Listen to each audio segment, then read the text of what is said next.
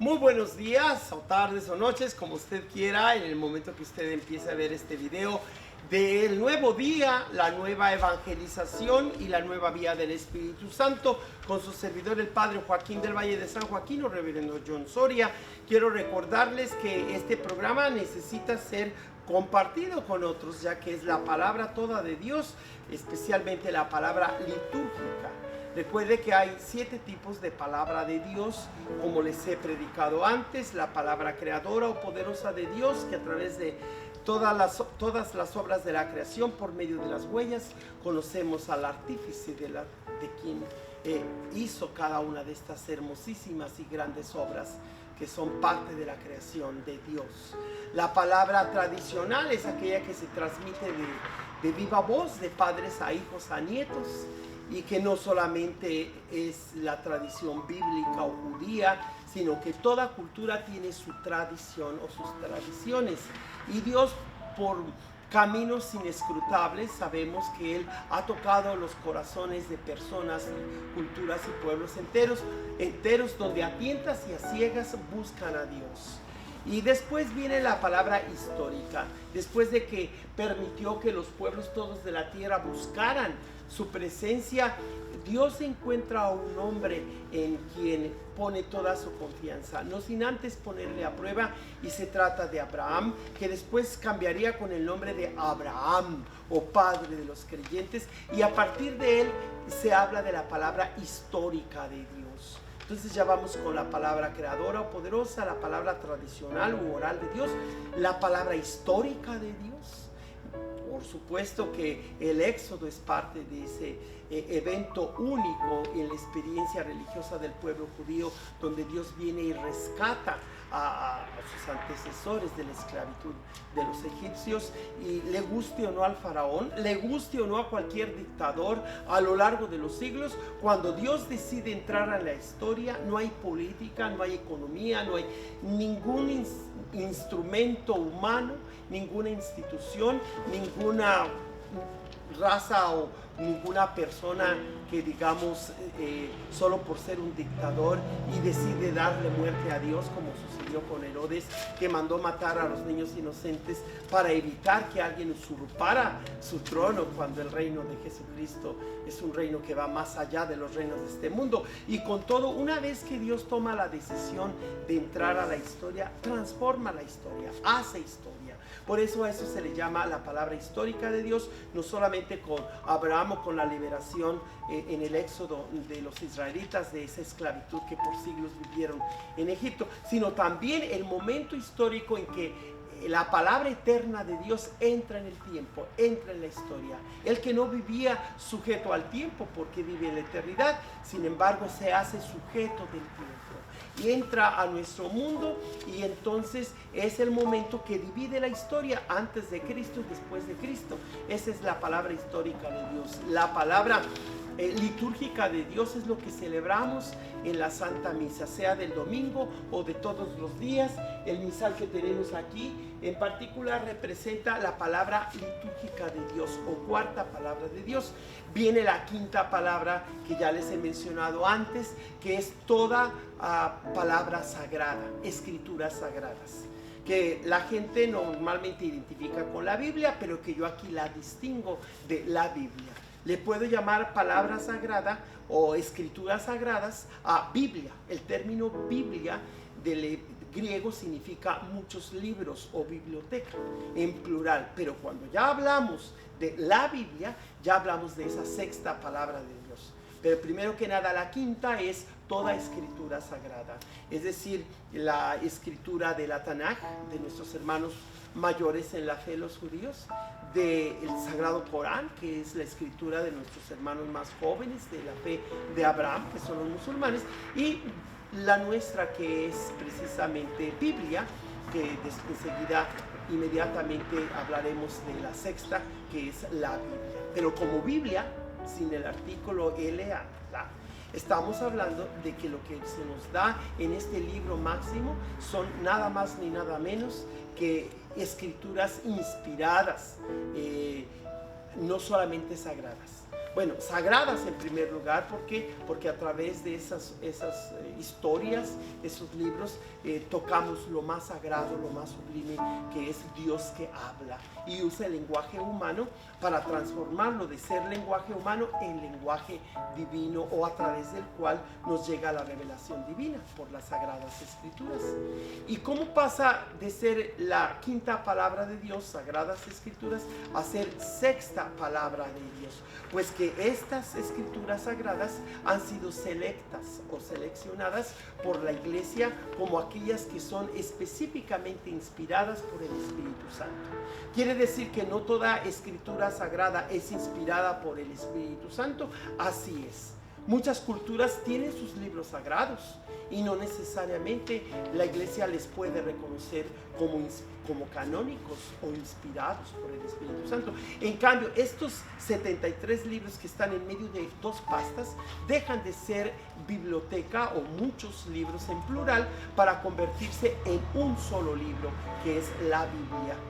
Este libro, eso es lo que quiere decir la Biblia. Y este libro o la Biblia es nada más ni nada menos que la sexta palabra de Dios, es decir, aquella que es normativa para la fe del cristiano, aquella que es canonizada o escritura no solo sagrada sino canónica, es decir, que sirve de ley suprema y para la moral, para la celebración litúrgica y para la vida de todos los cristianos de toda la Iglesia.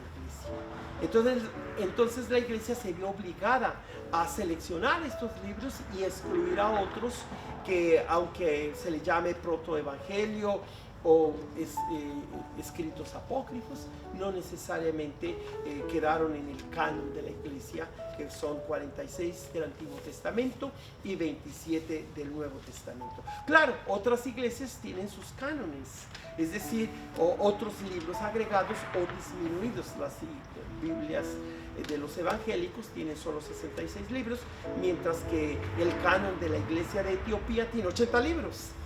Pero para nosotros los cristianos católicos son en total 73, 46 del Antiguo Testamento y 27 del Nuevo Testamento. Escuchemos lo que nos dice la palabra de Dios el día de hoy, 6 de enero, que tradicionalmente celebramos los Reyes Magos, pero que la Iglesia, por tal de alimentar espiritualmente a todo el pueblo de Dios, siempre decide que el domingo después de la Sagrada Familia pues se celebre la Epifanía del Señor. Entonces este año cayó un día 3 de enero, otro día puede ser 4 o 5, o coincidir con el 6 de enero, que hoy la tradición celebra a los Reyes Magos Melchor, Gaspar y Baltasar. Pero que nosotros, el tema que nos da la palabra litúrgica de Dios, que es mucho más importante que esta tradición pequeña, parte de la gran tradición de los nombres de los visitantes, astrólogos, científicos de aquel tiempo, llamados Reyes Magos, que a lo mejor no eran ni reyes ni eran ni magos, pero que la tradición así los identifica, porque le traen a Jesús los regalos de oro, incienso y mirra. No se les olvide que, aunque ya no tengo aquí la imagen que tenía ayer de Jesús, José y María y los Reyes Magos ofreciéndole sus dones de oro, incienso y mirra, para identificarlo como verdadero rey, como verdadero Dios y como verdadero hombre. Esa es la mirra, ¿verdad? Y el oro como rey y el incienso como Dios. Pero bueno, este es un tema de toda la semana, porque estamos en la semana de la Epifanía del Señor, cuando estos extranjeros vienen y a quienes Dios les revela la verdad de su Hijo, que es la verdad que Dios ha querido revelar a cada hombre y mujer que viene a conocer la luz de este mundo. Escuchemos hoy pues lo que nos dice la palabra litúrgica de Dios hoy en la primera carta de Juan 4, 11 al 18 y el Evangelio de Marcos capítulo 6, 45 al 52. Queridos hijos, nos dice San Juan, si Dios nos ha amado tanto, también nosotros debemos amarnos los unos a los otros. A Dios nadie lo ha visto jamás, pero si nos amamos los unos a los otros, Dios permanece en nosotros y su amor en nosotros es perfecto. En esto conocemos que permanecemos en Él y Él en nosotros, en que nos ha dado su Espíritu. Nosotros hemos visto y de ello damos testimonio, que el Padre envió a su Hijo como Salvador del mundo. Entonces son dos maneras. Después en otra lectura hablaremos de tres testigos, pero en este caso dos muestras de cómo Dios nos ama. No he terminado la lectura, pero ahorita se las menciono. Esas nomás los dejo en suspenso. Completemos la lectura bíblica y litúrgica de Dios para el día de hoy. Nosotros hemos visto y de ello damos testimonio, que el Padre envió a su Hijo como Salvador del mundo. Quien confiesa que Jesús es Hijo de Dios, permanece en Dios y Dios en él. Nosotros hemos conocido el amor que Dios nos tiene y hemos creído en ese amor. Dios es amor, y quien permanece en el amor permanece en Dios y Dios en él o en ella. En esto llega a la perfección el amor que Dios nos tiene, en que esperamos con tranquilidad el día del juicio. Porque nosotros vivimos en este mundo en la misma forma que Jesucristo vivió. En el amor no hay temor. Al contrario, el amor perfecto excluye el temor. Pues el que teme mira al castigo, y si teme no ha alcanzado la perfección del amor. Palabra de Dios. Pues como ven, hermanos y hermanas, una vez más tenemos esta lectura que nos recuerda lo que decíamos ayer, el verso más breve de toda la escritura que se nos da en la primera carta de Juan, capítulo 4, verso 4. Aquí el mismo escritor o agiógrafo de este documento vuelve a repetirnos que Dios definitivamente es amor. Y si no hay amor en nosotros, ¿cómo puede estar Dios con nosotros? Debemos pues amar a Dios y amar al prójimo, y eso es amarnos también a nosotros mismos.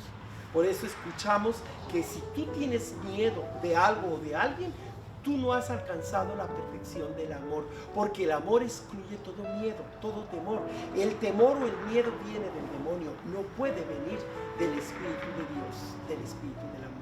Vamos a escuchar hoy el Evangelio que nos dice en este día, que es de Marcos 6, 45 al 52. Después de la multiplicación de los panes, Jesús apremió a sus discípulos a que subieran a la barca y se dirigieran a Betsaida, mientras él despedía a la gente. Después de despedirlos, se retiró al monte a orar.